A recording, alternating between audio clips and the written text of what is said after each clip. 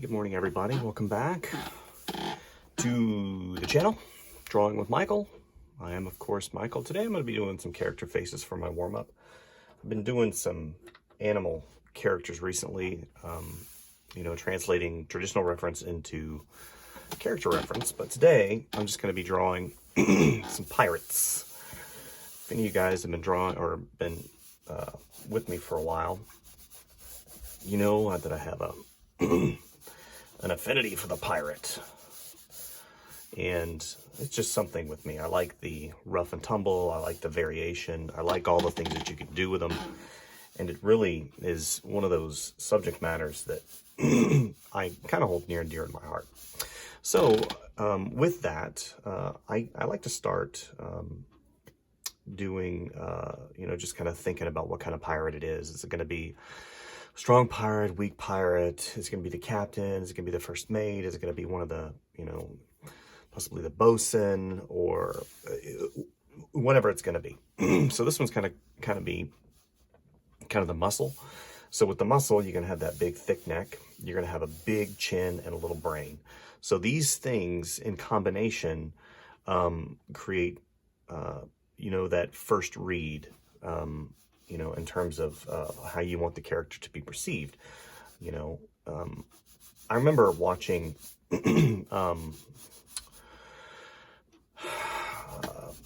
Mulan, and I remember seeing the main character, not the main character, of course the main character is Mulan, but the main villain, and he was just humongous. And thinking about the first read of that character, I didn't really think that the character of Shan Yu was really, I want to say appropriate, because he was such an incredibly smart tactician, but then again, he was really, how they portrayed him, he was really strong and kind of a brute.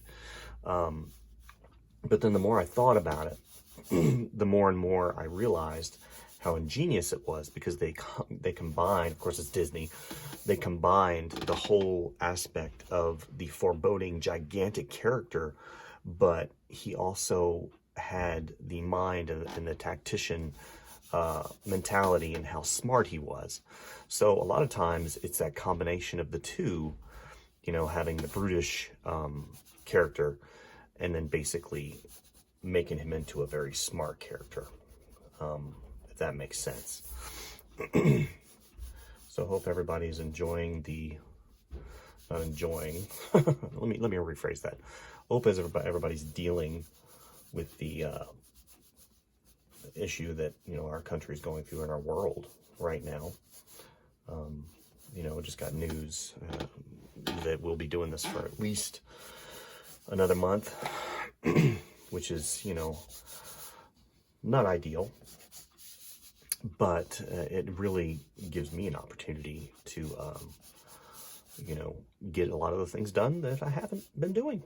I've been trying to get a book out of art to you guys for, gosh, close to 6 months now.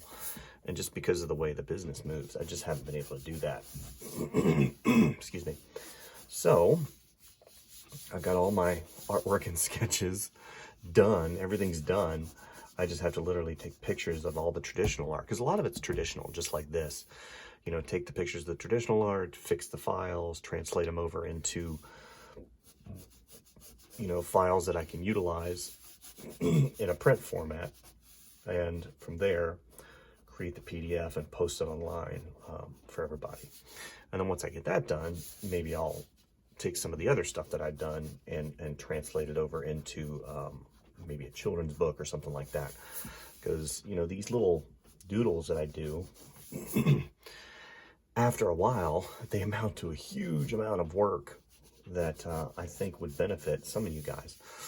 Also, an acquaintance of mine on social media, Cedric Honstadt, he made a book a while back called the Spark Book. And the Spark Book was really designed as kind of an illustrator and budding artist's helper to help you not have that moment when you don't have anything to draw, maybe the inspiration. It was designed, I mean, in the title, Spark, it was designed to help spark inspiration. And what he did, I believe it was yesterday, I saw it posted on LinkedIn. I'm one of his followers. He's given the opportunity for, you know, people to contact him directly and have maybe half-an-hour sessions, you know, to ask questions of a professional illustrator. I think that was a great idea. If you guys are interested in doing that, you know, it'd be for a nominal fee, you know, paid through PayPal. I could sit down and maybe take 30 minutes or longer and review some of your work, give you tips and tricks, and basically have access to an industry professional that has been in the industry for a long time. I've been doing this for almost, well, actually over 20 years.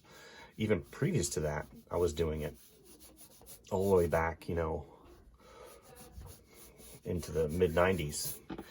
And it's very important, you know, that we all have, you know, people that we, you know, are in contact with and basically get tips and tricks from. It's one of those deals where, you know, I didn't have that opportunity. So I just kind of, you know, I read books. So yeah, anyway, so that's kind of where I'm at. If you're interested in me doing that, then please let me know in the comments. You know, I'm not looking to make $1 million. Just, you know, to cover the time that it takes me to sit down and you know, invest in you guys. Here we go, give him an eyeball. That's the other eye right there. Yeah. And, you know, kind of give you an idea of what it's like to be an illustrator, of what it's like to, you know, be in this world of a creative, from a creative perspective point of view, you know, and what really it takes to make it in the industry. Let's give him some whiskers here. And hopefully, you know, that'll be something you guys might be interested in. I don't know, I'm just trying stuff out right now. You know, just something. I mean, I remember I had the opportunity to contact one of my favorite artists, Peter DeSev, back whenever I was a student, and he talked with me for, you know, half an hour for my class assignment, and it really changed my perspective in a very profound way. And, you know, even today, I can harken back to that conversation of what we had. And, you know, I value the opinion of professional artists. And it's important that we talk to these people, you know? So if you're interested in me doing that, if you're interested in getting in contact, maybe we can do or even, you know, so much as creating a Zoom chat room. Maybe we could like draw together and I can get, you know, instant feedback on exactly what I see and what I think is, you know, is going to work and not work, and advice. Okay. All right. So we're going to do another one. Okay. So this one's going to be, okay. So this is kind of the muscle. Maybe he's been in a couple fights, you know. Maybe he's got a tooth missing. We'll have the tooth missing right here. There we go. You can tell this guy loves to be a pirate. Loves it. I'm gonna have some stubble here and there. Maybe this whole bottom part is shaded in because he's got some 5 o'clock shadow. There we go. Okay. Okay, good. All right, so now we're going to move into kind of a seedy, maybe he's the first officer, and, you know, he's got some seedy ideas of what he's going to do, you know, once, you know, the captain, he'll do what the captain says, but, you know, he's always got an ulterior motive. He's got stuff going on the side.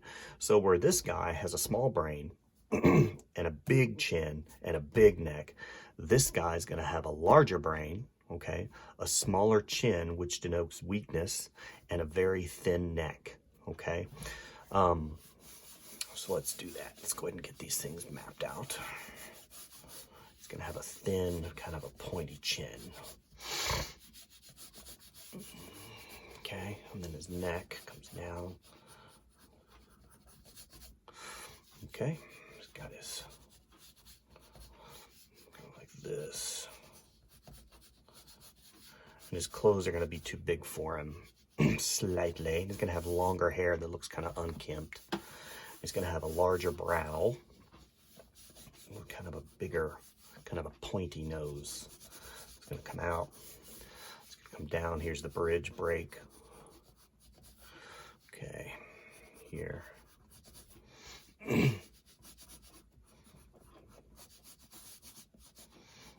Okay, here.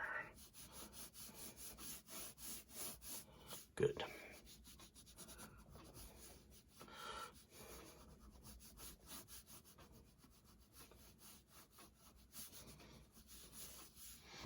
Okay, this comes out, comes in. And again, his cheekbones are going to be rather sharp. It's going to extend that silhouette slightly. Good.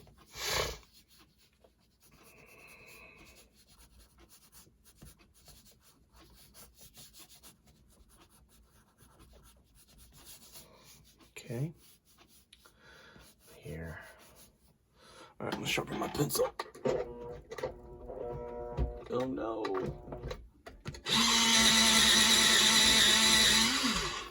Okay. All right. So I'm going to give him a hat too. And his hat, also, instead of having this big brimmed, you know, huge pirate hat that kind of offsets this, the hat is going to kind of match the character of the, you know, the design. So let's see if we can do this. There we go.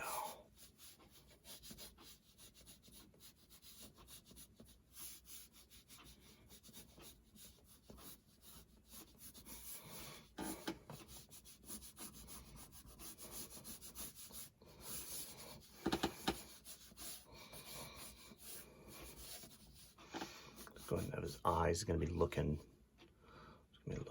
right here.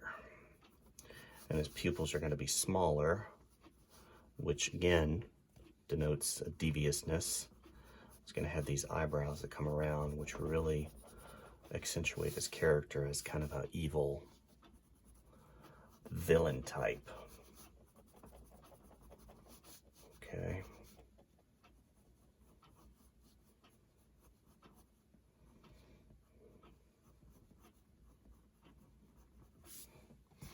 Okay.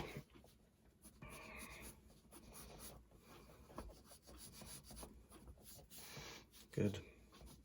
He's gonna have a small mouth, kind of pooched. Right there. There we go.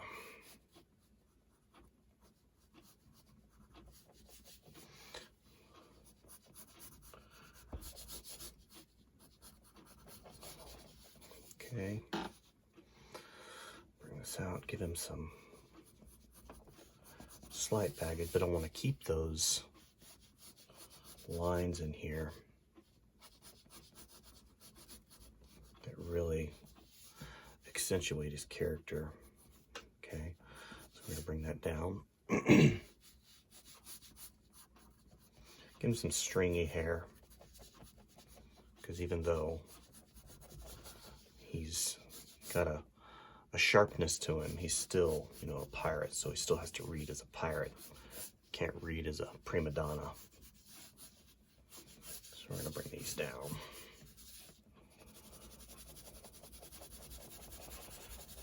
I'm going to bring this and put it in shadow to push this face forward somewhat. Okay. All right, bring that around. Okay. here because it comes around like that in the back and it's a draw through. So we're going to go ahead and bring this right here. We're going to have the hair come right here, and the hair is going to be darker. Okay. And now if you look, even though I don't really have a light source on here, I've done things with the line weight, and we talked about line weight before, but those of you who don't understand what line weight is, line weight helps define light and shadow, even without shading stuff in.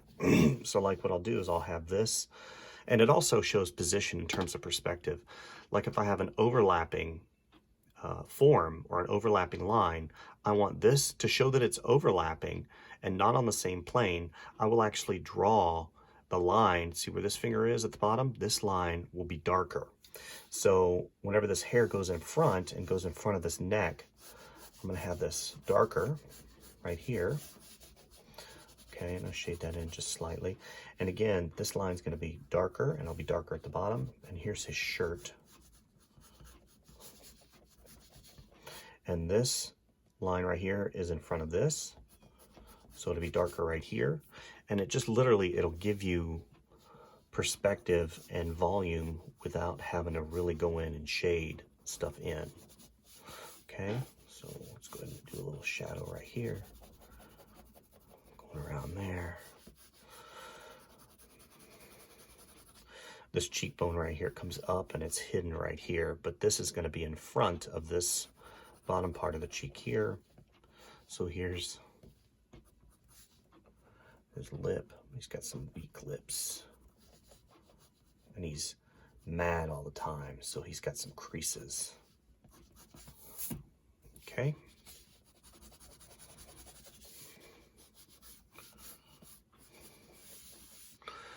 All right. Let's go ahead and shade. Show that that goes under. Okay. So, let me know if you guys are interested in that whole sit down with a illustrator for 30 minutes, you know, thing, and sit down and talk. But I thought, you know, whenever Cedric did that, I was like, yeah, that's a great idea. Let me hop on that bandwagon. Especially in these times when you've had, especially, you know, in the industry, that relies heavily upon purchasing and products and stuff like that, and then you have a lot of the existing you know, places where those products are sold, such as Disney or retail, you know, Target or Walmart or one of those places, and people aren't frequenting those areas as much. It can be a challenge as an artist and somebody that works in the industry, entertainment industry, because people are really kind of figuring out where things are going to go. You know, how do you change and mold and make money in this field when a lot of the business that you relied upon has been paused? Things will return, maybe not back to complete normalcy, but they will return. And whenever they do, it'll be game on for those who have stuck with it. You know, a lot of people are dropping out right now as illustrators and artists and doing things other than, you know, maybe what they're trained for. So I definitely encourage you, if you're an artist or illustrator watching this, you know, you have to change. This is a time when you have to change. You have to change, you know, learn a new piece of software. You know, if you've been putting off learning possibly ZBrush or one of those other 3D packages, maybe this is the time that you do it. You know, if you've got some extra time, which, you know, I do. So we're going to give him some weak shoulders because he's weak. He's weak physically, but he's got a large brain that he's seedy. And, you know, get in there and start changing your value quotient. You know, what is the value quotient? It's basically how companies perceive you as a resource. You know, if you can do a lot, then you're a valuable resource. If you're limited, then they have to split the jobs up, then suddenly you don't become as reliable, or not reliable, as valuable as somebody who maybe does some of those other software packages and has the ability to be creative and convert a lot of other things, you know, in one shop one-stop shopping is what I like to say. So thank you guys for visiting the channel. Like and subscribe, definitely. Let me know if you're interested in me doing the whole artist mentorship program. For those of you who are interested in character design, apparel design, graphic art design, illustration, anything like that, that really involves creativity and drawing and things that, I've done for my career in the past 20 years. Let me know in the comments, and I'll look forward to seeing you soon. Thank you, guys. Bye. Bum ba da bum ba bum ba bum ba bum bum ba bum ba bum bum. Yeah.